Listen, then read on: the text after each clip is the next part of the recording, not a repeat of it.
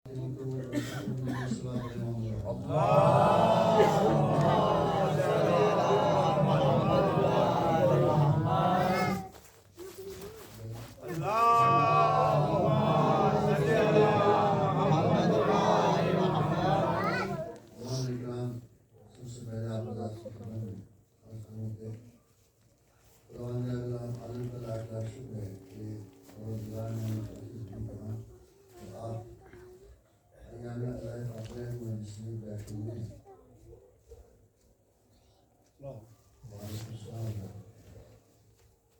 سال خدا کی خصوصی توفیق ہمارے لیے دیے پاکستان کے مختلف علاقوں میں مختلف گاؤں اور شہر میں گئے اور استقبال علیہ فاطمیہ کے نام سے مجلس برپا کی گئی۔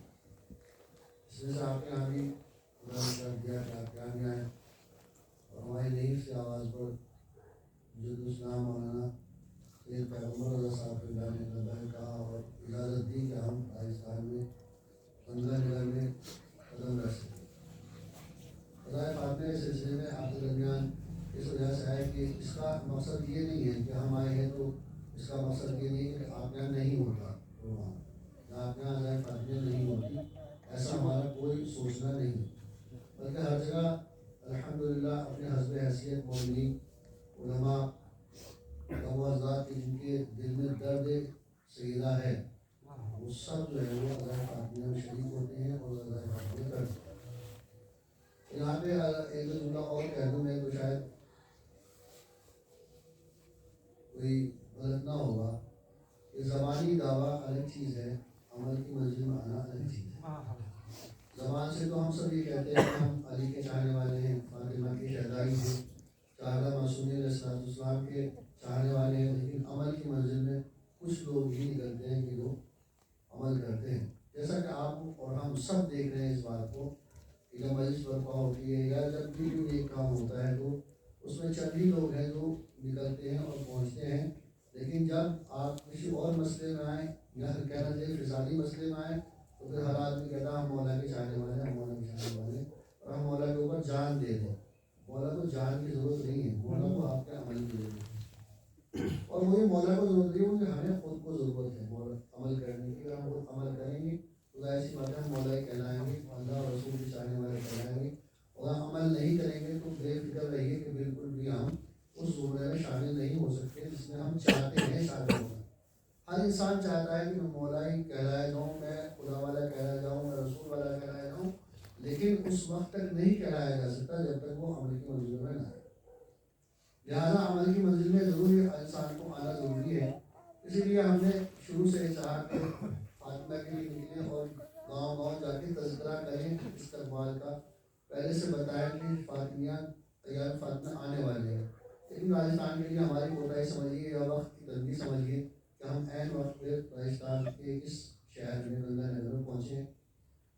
بہرحال ہم نے پہلے سے لکھا اور پہلے سے ہوتا رہتا ہے، پہلے سے آپ کیا ہوتا رہتا ہے یا قضائے فاطمیہ اور کرتے رہتے ہیں، لیکن ہمارا مقصد یہ تھا کہ شاید ہمارے جانے سے کچھ اور نئی تازگی پیدا ہو جائے یا ہمیں خود کسی سے ہمت مل جائے یا کسی کا ہم خود طریقہ دیکھ کے وہ اپنا لیں یا ہمارا طریقہ دیکھ کے وہ اپنا لیں۔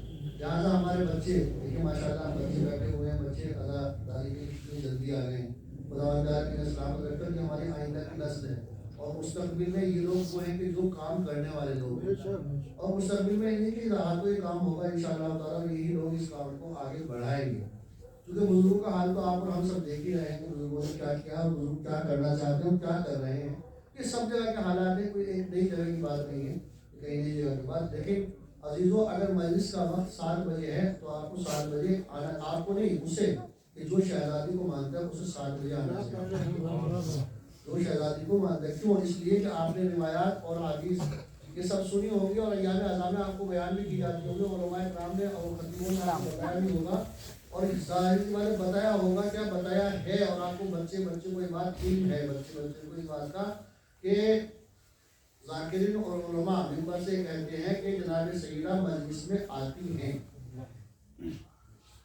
یہ سب کہتے ہیں ممبر سے سنا ہے آپ نے بچوں نے سنی بات کہ جناب سیدہ مجلس میں آتی ہے۔ جب جناب سیدہ مجلس میں آتی ہے تو کس ٹائم آتی ہے؟ تو بتا سکتا ہے اس بات کو کس ٹائم آ سکتی ہے؟ فرش عزا بچتے ہی شہزادی آ جاتی ہے. اور فرش عزا کس وقت بچتی ہے؟ جس وقت کا اعلان ہوگا اس وقت سے پہلے فرش عزا بچ کے تیار ہو جاتی ہے تاکہ اعلان کے ٹائم لوگ آ جائیں اور بیٹھ جائیں. اس کا مطلب یہ کہ شہزادی سب سے پہلی عزادار جو ہے وہ فرش عزا پہ آ جاتی ہے. اب ہم کسی انتظار کرا رہے ہیں؟ صاحب مجلس کو انتظار نہیں کرا رہے ہیں. کسی انتظار کرا رہے ہیں ہم اپنی جد عقیدہ حضرت فاطمہ زہرا صلی اللہ علیہ وسلم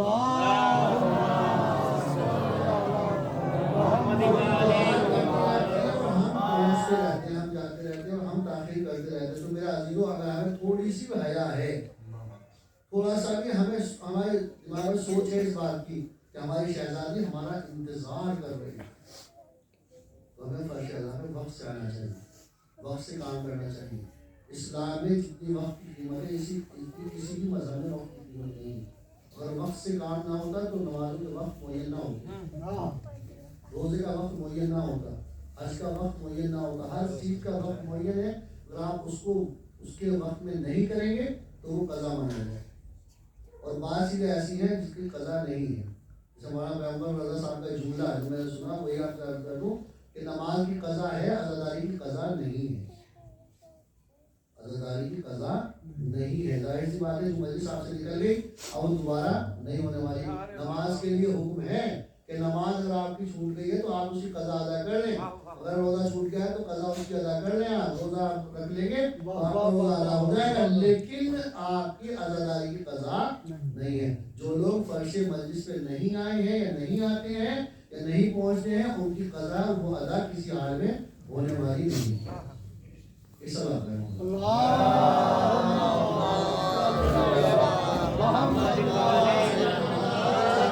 آپ یہ چاہتے ہیں کہ عزائے فاطمیہ ایام عزائے فاطمیہ منائیں تو اس طریقے سے منائیں تاکہ بیوی خوش ہو جائے. دیکھیں پوری کائنات اکٹھی ہو جائے, پوری کائنات اکٹھی ہو جائے اور پوری کائنات کے ذاکرین اس مجلس کو پڑھیں. پوری کائنات کی بات کرو نا, اور اس مجلس میں شہزادی نہ آئے, کوئی فائدہ ہے؟ کوئی فائدہ نہیں. پوری کائنات کے لوگ جمع ہو جائیں, جنوں انس سب جمع ہو جائیں, پوری کائنات کے ذاکرین آ جائیں پڑھنے کے لیے, ایک سے ایک بڑھیا ذاکر, پیسے والا فری والا سب آ جائیں اور سارے پڑھ دیں اس مجلس کو, لیکن اس میں شہزادی نہ آئے, اس مجلس کا کوئی فائدہ نہیں. مجلس کا اس کا فائدہ ہے کہ جس میں چاہے کوئی نہ آئے, چاہے کوئی نہ پہنچے, لیکن شہزادی. اور شہزادی جب آئے گی جب ہمارے اندر خلوص ہو. خلوص کی بڑی قیمت ہے اہل بیت کے. تو ظاہر سی بات ہے کہ ہمیں ایام عزائے فاطمیہ خلوص سے منانے چاہیے. میں نے دوپہر بھی ذکر کیا تھا جو بزرگان ہمارے درمیان موجود تھے نماز ظہر کے بعد کہ خلوص کی بڑی قدر و قیمت ہے اہل بیت علیہ السلام کے نزدیک.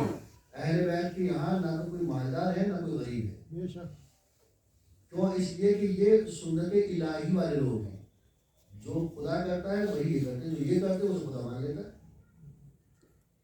جیسے آپ نماز کی سب میں کھڑے ہوئیے تو نماز کی سب میں نہ چھوٹا ہے نہ بڑا ہے, نہ پیسے والا ہے نہ غریب ہے.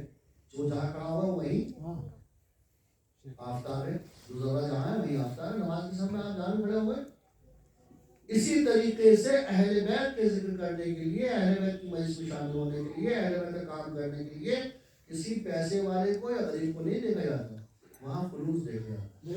اگر خلوص سے کام کیا ہے تو ظاہر سی بات ہے کہ وہ قبول کرتے ہیں, خلوص سے کام نہیں ہوا تو قبول نہیں کرتے. چھوٹا سا واقعہ عرض کرتا چلو بچوں کے لیے تاکہ ذہن میں رہے. امام رضا علیہ السلام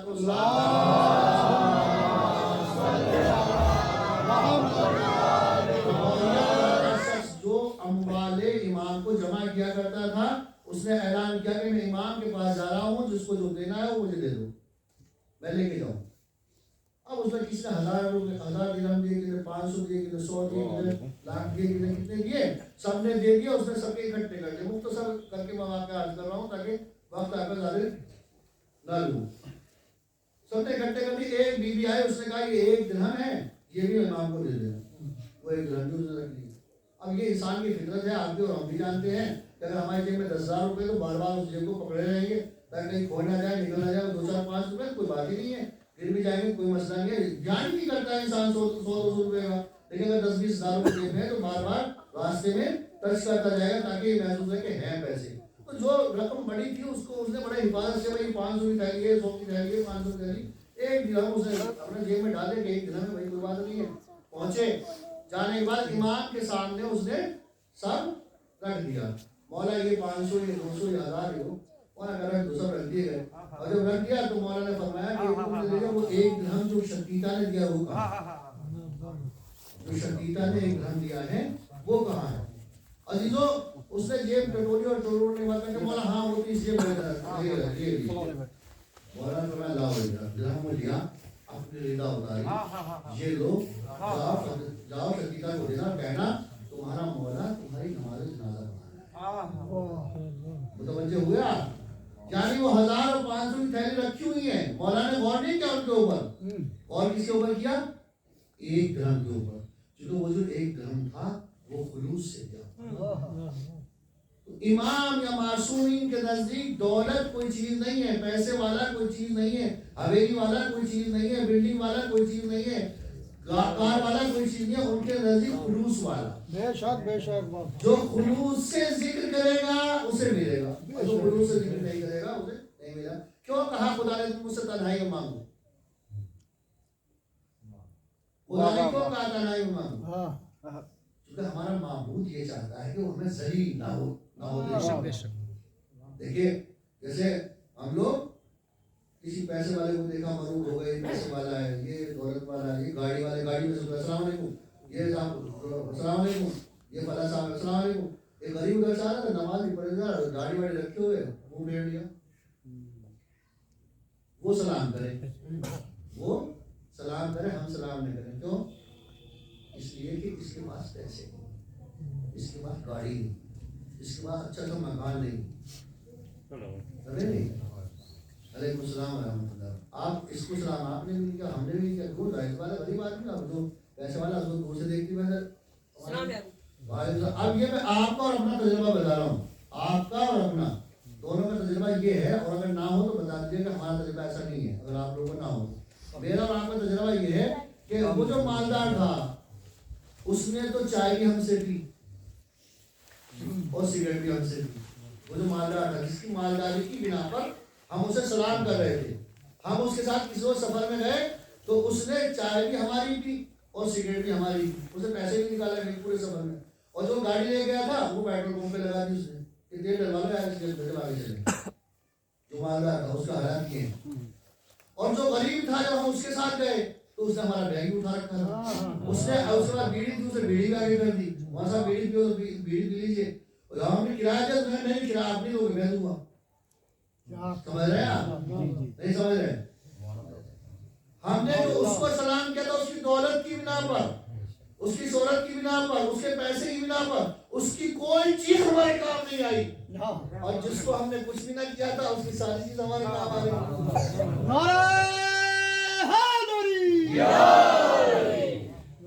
یہ حقیقت ہے. یہ آپ کا جس کا تجربہ نہیں ہو آئندہ کر لیجیے گا تجربہ.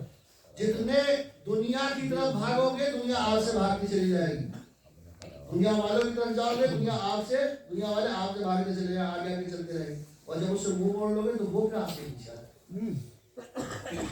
لہٰذا میرا عزیزو, میں جو آپ سے عرض کرنا چاہتا ہوں وہ عرض کرنا چاہتا ہوں کہ معصومین علیہ الصلوۃ والسلام نہ تو کسی کی دولت دیکھتے نہ کسی کا پیسہ دیکھتے. اور ہمارے امام نے جن کی آپ عزاداری کرتے ہیں محرم الحرام میں, اور یا حسین نعرے لگاتے ہیں, ان کا ایک بہت فیمس جملہ آپ کے سامنے عرض کر دوں تو آپ اس پہ غور کریں اور توجہ کریں اور رات میں سوچے جائیں کہ مولانا نے یہ جملہ فرمایا. اب تک ہم رات کو سنتے آئے ہیں جملے کو, آج مجھ سے سن کے اور رات کو میری وسیع سمجھیے, نصیحت سمجھیے, جا کے سوچیے گا اس جملے کے اوپر. مولانا حسین نے فرمایا جب خانہ کعبہ سے آپ آخری رخصت ہوئے مولا, آپ نے دلا میں خانہ کعبہ پکڑا اور فرمایا اے پروردگارہ جس نے تجھے پا لیا اس نے کھویا کیا, اور جس نے تجھے کھو دیا اس نے پایا کیا. اب اس جملے کو آپ یاد رکھ کر رات کو سوچیے گا. اس بات کو تھوڑی تفصیل بچوں کے لیے کروں تاکہ بچوں کے ذہن میں آ جائے بات. پروردگار جس نے تجھے پا لیا اس نے کھویا کیا. تو سب کچھ کائنات کے اندر ہے تو کس کا ہے؟ خدا کا ہے کہ نہیں ہے؟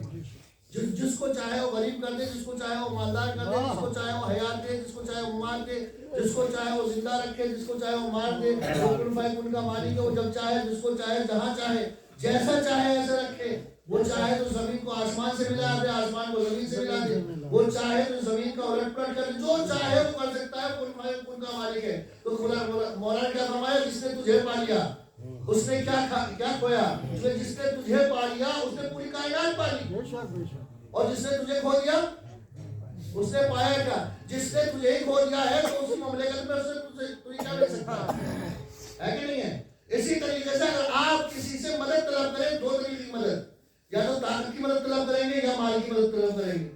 طاقت کی مدد طلب کریں گے تو کیسی ہوگی؟ مثلا کے ساتھ میں جھگڑا ہو گیا، لڑائی ہو گئی، آپ گئے دوست کے پاس، جانا لگا بھیا میری مدد کرو یار، وہ تم سے طاقتور ہے، مجھ سے طاقتور ہے، میری مدد کرو، تو طاقت کی مدد مانگی آپ نے؟ نہیں مانگی اس سے، اس نے آپ کی مدد کر دی۔ اس کی مدد کے بعد اب آپ بتائیے کبھی سر اٹھا سکتے اس کے سامنے؟ نہیں اٹھا سکتے، کیوں؟ اس نے آپ کی مدد کی ہے۔ جس نے آپ کی مدد کی خاطر دوسرے کا سر پھوڑ دیا، وہ آپ کا ہی پھوڑ سکتا ہے؟ آپ نے مدد مانگی نا، کمزور تو آپ ہیں، نہیں تو مدد مانگی۔ اسی طریقے سے یا تو آپ نے اس سے مدد مانگی ہے طاقت کی، یا مدد مانگی ہے آپ نے پیسے کی، دولت کی مدد مانگی ہے۔ اب آپ نے دولت کی مدد مانگی ہے اس سے، مثلا 100 روپے آپ نے مانگے، 100 روپے اس نے دے بھی دیے، اور دینے کے بعد اس نے آپ کو روانہ کر دیا، لیکن اب جب بھی وہ جہاں بھی آپ کو ملے گا آپ نیچے ہی نگاہ کر رہیں گے، کیوں؟ اس لیے کہ اس نے آپ کی مدد کی ہے۔ اور 10 آدمیوں میں اگر آپ بیٹھے ہیں اور اس نے پانی طلب کر لیا تو سب سے پہلے آپ اٹھ کے جائیں گے اپنی شرمندگی کی بنا پر، کیونکہ اس لیے کہ اس نے آپ کی مدد کی ہے، اس بنا پہ آپ اس کے سامنے نگاہیں نیچی رکھیں گے، رکھیں گے نہیں؟ اب آپ یہ بتائیے کہ سب سے بڑا کائنات میں طاقتور کون ہے؟ وہ خدا ہے۔ اور سب سے بڑا مالدار کون ہے؟ وہ بھی خدا ہے، غنی مطلق، وہ بھی خدا ہے۔ اور کمال کی بات یہ ہے کہ دنیا والوں سے مانگو گے تو آپ کو ذلیل کر سکتے ہیں، اور کمال کی بات یہ چاہتا ہے مجھ سے مانگو گے تو میں ذلیل نہیں ہونے دوں گا۔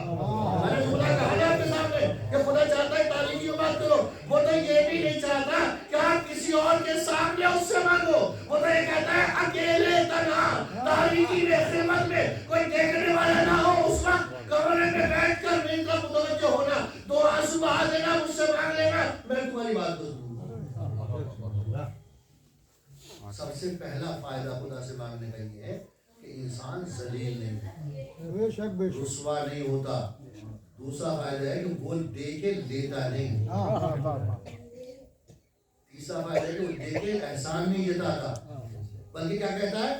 میں نے تمہیں دیا ہے، کوئی احسان نہیں، شکر ادا کر دو، بس شکر ادا کر دو۔ شکر تو آپ اس کا بھی ادا کرو جس سے دنیا میں آپ نے مدد مانگی ہے، بھائی صاحب آپ کو بہت بہت شکریہ، بھائی صاحب آپ نے مدد کی، بھائی صاحب آپ نے، یہ کیا کہتا ہے؟ اس کا شکریہ آپ نے ادا کیا، وہ کچھ نہیں دینے والا، بلکہ وہ کہیں نہ کہیں آپ کو ذلیل کر سکتا ہے، وہ نہ کرے بات الگ ہے۔ اور یہ کیا کہتا ہے؟ میرا شکریہ ادا کرو گے، جیسے ہی شکریہ ادا کرو گے نعمتوں میں اضافہ کروں گا بھی، بے عزت بھی نہیں ہونے دوں گا، رسوا بھی نہیں ہونے دوں گا۔ شکریہ ادا کرو گے تو زیادہ دوں گا، احسان نہیں کرنا چاہتا تمہارے اوپر، بلکہ تم میری مخلوق ہو، میں چاہتا یہ ہوں بس کہ تم کسی اور کے سامنے نہ جھکو، میرے سامنے جھکو، میرے علاوہ کسی اور کا سجدہ نہ کرنا، میرے علاوہ کسی اور کے سامنے مت جھکنا، میرے علاوہ کسی اور کے سامنے ہاتھ نہ پھیلانا، بس میرے ہاتھ سامنے ہاتھ پھیلانا، میں تمہیں۔ تو میرا عزیزو، یہ اہل بیت بھی وہی ہے جو مخصوص ہے خدا کی طرف سے، جو معین ہے خدا کی طرف سے، جو ذات مقدسہ وہ ہیں کہ خدا نے کہا کہ اگر تمہاری خلقت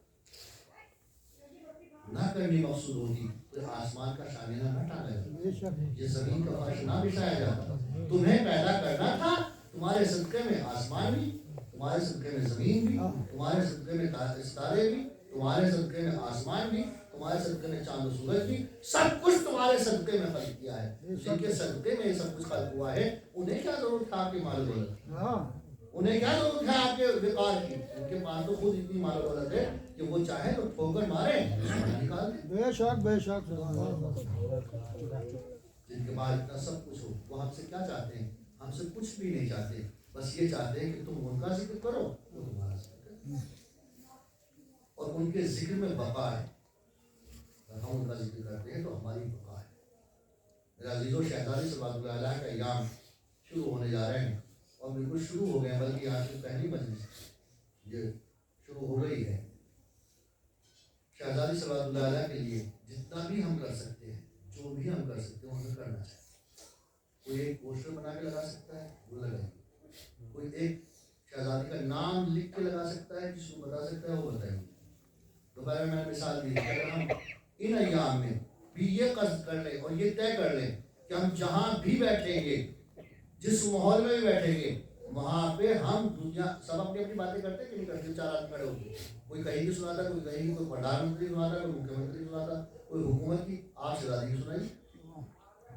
کم سے کم 3 دن اتنا تو قصد کیا جا سکتا ہے بھائی، 3 دن اتنا قصد ہر انسان کر لے کہ ہم 3 دن جہاں بھی کھڑے ہوں گے، دوستوں میں، عزیزوں میں، بھائیوں میں، اپنے گھر پہ جہاں بھی ہم کھڑے ہوں گے یا بیٹھے ہوں گے، باتیں شروع ہوں گی تو کوئی بھی بات کرے، ہم جناب فاطمہ کی بات کریں گے، ہم شہزادی کی فضائل کی بات کریں گے، شہزادی کی مسائل کی بات کریں گے۔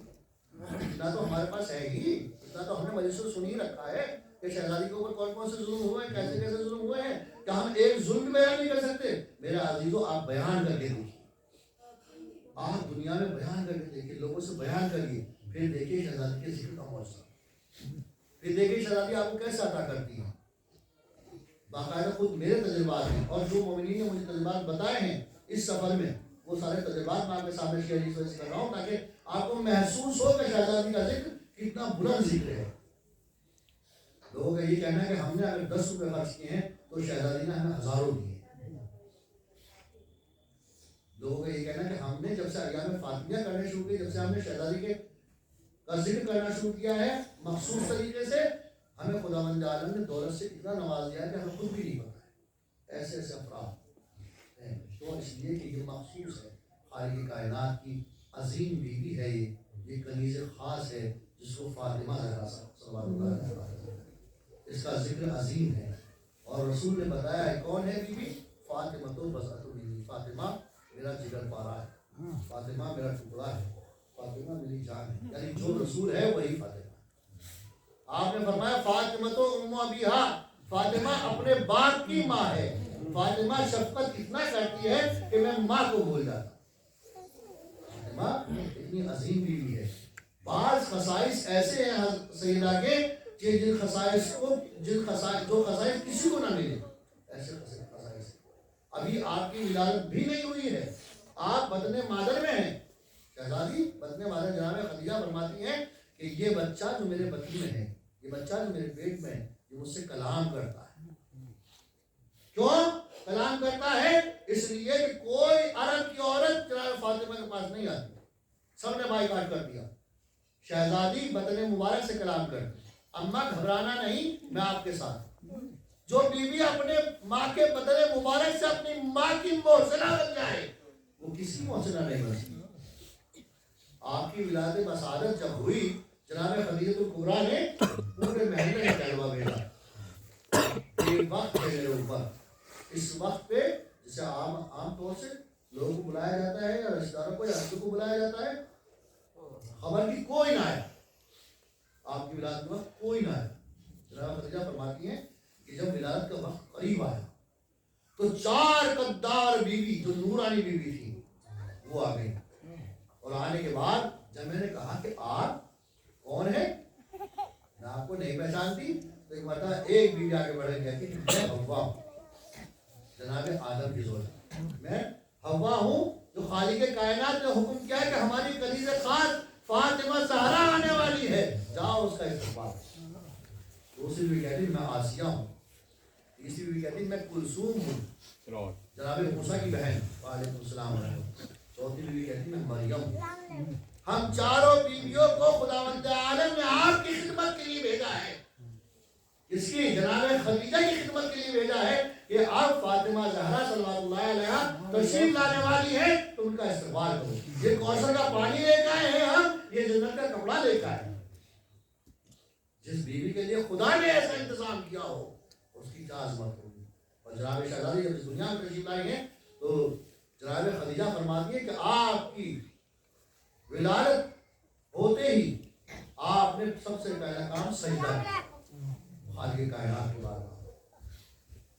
وہ بیوی کتنی عظیم ہے، اسی لیے فاطمہ فاطمہ ہے، فاطمہ بطول ہے، فاطمہ راضیہ ہے، فاطمہ مرضیہ ہے، فاطمہ عابدہ ہے، فاطمہ عالیہ ہے، فاطمہ ساجدہ ہے، فاطمہ راکعہ ہے، فاطمہ وہ ہے جس کے لیے رسول نے کہا یہ میرا ٹکڑا ہے، فاطمہ وہ ہے جس کے لیے رسول نے کہا فاطمہ اپنے باپ کی ماں ہے۔ فاطمہ کے لیے اتنی منزلیں ہیں کہ عزیزو یہ بی بی اگر محراب عبادت میں کھڑی ہو جائے تو عابدہ کہلائے گی۔ اس بی بی کے اوپر نہ جانے کس طریقے کے ظلم ہوئے ہیں جو بی بی کو عجیب و غریب مرثیہ کہنا پڑا۔ ایسا مرثیہ کسی نے نہ کہا جیسا اس بی بی نے کہا، عجیب و غریب مرثیہ ہے۔ ابھی چند دن ہوئے بابا کو اس دنیا سے گئے ہوئے اور آپ کے دروازے پر آگ اور لکڑی لے کر ظالم جمع ہو گئے۔ مصائب آپ کو سنائے جائیں گے یہاں فاطمہ مولانا مجلس پڑھیں گے، ظالم سنائے جائیں گے۔ بس عزیزوں میں تو آپ کو اشارتاً توجہ دلانا چاہتا ہوں کہ اس بیوی کا مرثیہ عجیب و غریب مرثیہ ہے۔ کہیں ہو دیکھا ہے آپ نے کسی کا باپ مر جائے تو اس کو یہ کہا جائے کہ رویا مت کرو، یا تو دن کو رویا کرو یا رات کو رویا کرو، کسی کو کہا جاتا ہے؟ لیکن ہائے رے زہرا اگر دن میں روتی تو لوگ کہتے ہیں کہ فاطمہ دن میں کیوں روتی ہے، رات میں روتی تو کہتے ہیں فاطمہ رات میں کیوں روتی ہے۔ عزیزو فاطمہ صبح اپنے باپ کی قبر پہ چلی جاتی، ایک درخت تھا علی مرتضیٰ وہاں لے جا کے بٹھا دیتے، فاطمہ دیکھو ایسا ہے تم یہاں درخت کے نیچے اپنے باپ کو رو لو اور جب میں شام کو آؤں گا تو تمہیں گھر پہ لے کے بیوی پورے دن اپنے باپ کو روتی، بابا آپ کے بعد ہمارے اوپر بہت ستم ڈھائے گئے، اور کون سا مرثیہ پڑھتی؟ بابا شبت علیہ وزائم اللہ والنہار، شبت علیہ ویسے نالے آلیا، اے بابا میرے اوپر ایسے ظلم ڈھائے گئے، اگر روشن دنوں میں پڑ جاتے تو مثل سیاہ رات ہو جاتے۔ بیوی گریا کرتی ہے، رات دن پر گریا کرتی رہتی ہے، اور شام کو گھر چلی جاتی ہے تو گھر میں بیٹھ کے گریا کرتی ہے۔ میرے عزیزو ایک روز مولا کائنات جب آئے ہیں تو آپ نے بیویوں کا آئے چلو شہزادی گھر چلتے ہیں۔ اب جو شہزادی کے رخ پہ نظر ڈالی تو شہزادی کا چہرہ پیلا پڑا ہوا ہے۔ ایک مرتبہ مولا فرماتے ہیں اے فاطمہ اے زہرا آخر یہ کیا ہوا، آپ کا چہرہ اتنا پیلا کیسے ہے؟ کہا ابوالحسن تم نے غور نہیں کیا آج کیا ہو گیا؟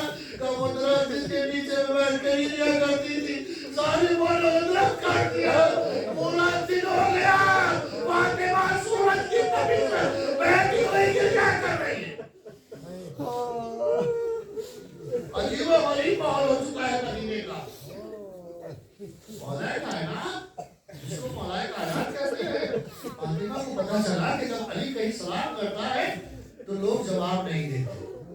شہزادی کی جب سے فضیلت شہزادی کو اٹھنے بیٹھنے میں تکلیف ہوتی تھی تو دروازہ ہمیشہ فرزہ کھولا کرتی، جب بھی جاتی فرزہ دروازہ کھول دیتے کو دروازے پر۔ ہاں کون آئے؟ مولا متقیات کا رخت کھولا ہے۔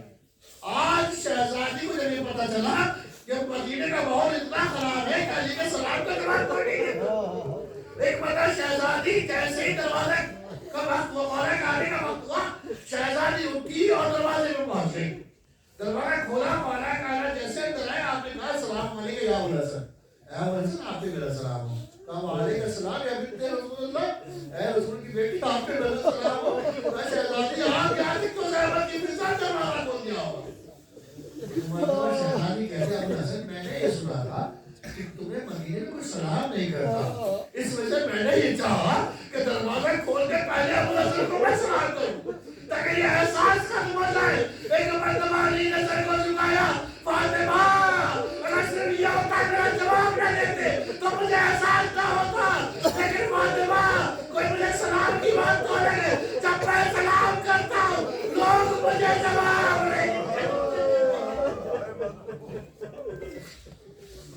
شہزادی نے سر اسی کا پڑھا علی تو آخری کچھ جملے آپ کے سامنے کہہ دوں تاکہ زحمت آپ کی تمام ہو جائے اور شہزادی کو آپ سا لے لیں۔ شہزادی میں جو ظلم ہوئے وہ آپ کے سامنے آیا ہے اور آپ کو معلوم ہے، اور مجلس میں سنے گا آپ انشاءاللہ تعالیٰ آپ کی مسیح ٹوٹ گئی جب آپ سانس لے دی۔ اور ایک واقعہ ہے ڈاکٹر کا کہ وہ آخری وقت تک اپنی مجلس میں بیٹھے ہوئے، شہزادی مجلس میں بیٹھے ہوئے آخری وقت تک پہ گریا کر رہے تھے اور بہت زور زور سے رو رہے تھے، اور جب بہت زور سے رو رہے تھے خطیب نیچے اترے، خطیب نے جب دیکھا لوگ خاموش ہو گئے، لیکن ایک شخص ہے جو خاموش نہیں ہو رہا ہے. خطیب اس کے پاس گیا، اٹھایا، گلے سے لگایا، بھائی چلا جا کچھ جا، بہت کیا کر رہے ہو. کہا جب سے آپ نے یہ بات پڑھی ہے کہ فاطمہ کی پسلیاں ٹوٹی ہوئی تھی، جب سے مجھے گریا بہت ہو رہا ہے. آخر وجہ کیا ہے؟ میں ڈاکٹر ہوں اور میں ہڈی کا ڈاکٹر ہوں اور مجھے پتا ہے کون سی ہڈی ٹوٹتی ہے اور کتنا درد ہوتا ہے. مجھے یہ نہیں معلوم ہے کہ پسلی ٹوٹ جائے تو ہر سانس میں درد ہوتا ہے. مجھے اس وجہ سے گریا ہو رہا ہے کہ جب تک سارا زندہ رہی ہر سانس میں سے لینا رہا تو درد ہوتا ہوگا. عزیزو آخری وقت سیدہ کا، عزیزو سیدہ نے کہتے ہیں فضا میں کمرے میں جا رہی ہوں، باپ کی رضا لی اور لیٹ گئی. بچے آئے تو کھانے کھلا دینا، حسن و حسین آئے اور بچوں کھانے کھا لو. حسنین کا جواب، اے ابا فضا کبھی دیکھا ہے کہ ماں کے بغیر کوئی لقمہ منہ میں گیا ہو؟ ابا کہاں ہے؟ ایک مرتبہ فضا نے سر پیٹ لیا، ابا ہوگی تو کھلائے گی، ابا تو دنیا سے جا چکی ہے. عزیزو حسنین نے گریہ کیا.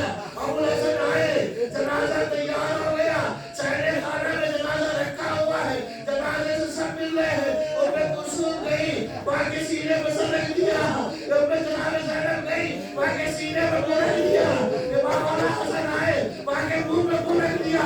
ابا ہمیں کس پہ چھوڑ کے جا رہے ہو؟ ایک بچہ ہے جو کونے میں کھڑا ہوا گریہ کر رہا ہے. مولا کائنات قریب گئے، اے میرے لال حسین کیا ابا سے نہ ملو گے؟ ابا کا آخری دیدار نہ کرو گے؟ ایک مرتبہ مولا حسین کہتے بابا مجھے بتائیے مریم افضل ہے یا میری ماں افضل ہے؟ مولا نے کہا میرے لاڈلے کیسا سوال ہے، کجا فاطمہ کجا مریم؟ فاطمہ کہیں زیادہ افضل ہے. کہا عیسیٰ افضل ہے یا میں حسین افضل ہوں؟ کہا کجا عیسیٰ کجا حسین، میرے لاڈلے کیسا سوال ہے؟ کہا جب مریم اپنے بیٹے کو بلا سکتی ہے کیا میری ماں میرے بیٹے کو بلائے گی؟ مولا نے چہرے کو دیکھا کیا چاہتے ہو؟ کہا چاہتا ہے کہ مجھے اتنے ابا نہ بلائے گی، اتنے حسین قریب لگائے گا. اور حسین نے گریہ شروع کیا اور جو گریہ شروع ہوا فاطمہ نبی کی صدا آئی، فاطمہ اپنے ہاتھ کھول دو. حسین کا گریہ شروع ہو گیا، ملائکہ غمگین ہو چکے ہیں. ادھر سے آواز آئی، فاطمہ نے ہاتھ کھولے، بندے کمر ٹوٹے. آواز آئی، میرے لال میری آگوش میں آجا. حسین دوڑا، چھاتی میں منہ رکھ دیا، ابا آج بلایا ہے میں آ گیا. کل سنگیزی میں جب آسون کو آواز دوں گا تو ختم نہ ہوگی. پارے کلیجے سے آواز نکالی، اے میرے لال ارے تو مدینہ چھوڑے گا، فاطمہ مدینہ چھوڑے گی. اے میرے لال تو نشیب میں بعد میں جائے گا، فاطمہ پہلے جائے گی. راوی کہتا ہے حسین نشیب کی راوی چلا، ایک ملکہ بوجھ موسمہ پہلے سے صدا دے رہی تھی. میرے لال میری آگوش میں آجا، میرے بچے کریمہ فاطمہ. اِنَّا لِلَّهِ وَإِنَّا إِلَيْهِ رَاجِعُونَ. لن قضائه تسلیما جاہلا. پروردگار آپ کے واسطہ محمد و آل محمد کا واسطہ سیدہ فاطمہ زہرا صلوات اللہ علیہا. معبود ہمارے گناہ صغیر اور کبیرہ معاف فرما. معبود کے واسطہ محمد و آل محمد جو مومنین عزائے فاطمہ میں شریک ہیں جو شریک رہیں گے پروردگار ان تمام کی مراد پورا فرما. معبود کے واسطہ محمد و آل محمد کا مومن و مومنات جہاں بھی ہیں جگہ بھی آباد ہیں، سب کی جانوں مالوں عزت و آبرو کی حفاظت فرما. مومن و مومنات کو شر ظالمین، شر منافقین، شر حاسدین، شر شیطان سے محفوظ فرما. معبود کے واسطہ محمد و آل محمد کا پروردگار جو بے روزگار ہیں انہیں روزگار عنایت فرما. جو برسر روزگار ہیں ترقی عنایت فرما. جو بے اولاد ہیں صاحب اولاد فرما دے. جو صاحب اولاد ہیں ان کی اولاد کو نیک و صالح فرما. بچے اسلام کو بلند فرما. علماء عربی کا سایہ ہمارے سروں پر برقرار فرما.